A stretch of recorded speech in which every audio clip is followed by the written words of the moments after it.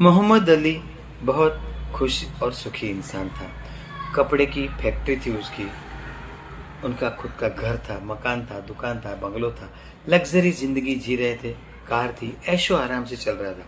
लेकिन मौत पर किसका बस चला।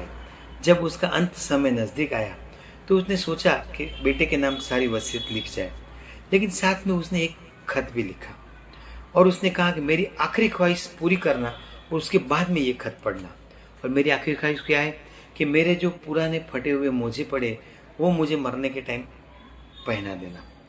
मरने के बाद सबको निलाया गया और बेटे ने कहा कि हमारे पुराने फटे मोजे हैं वो उनको पहनाने हैं, क्योंकि उनकी आखिरी ख्वाहिश उनकी तमन्ना थी।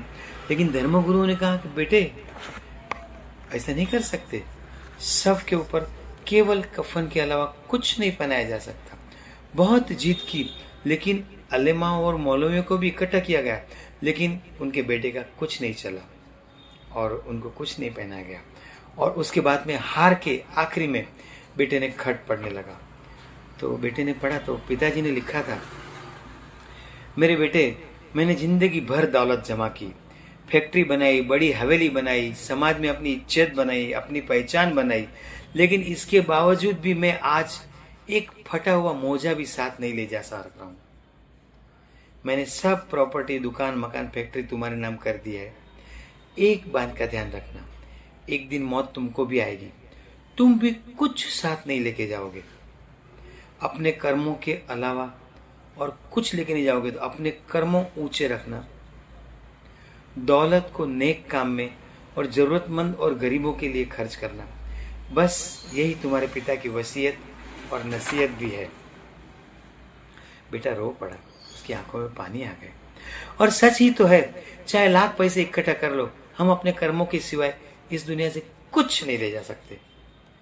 खाली हाथ आए थे, खाली हाथ जाएंगे और अपने कर्म अपने साथ लेके जाएंगे।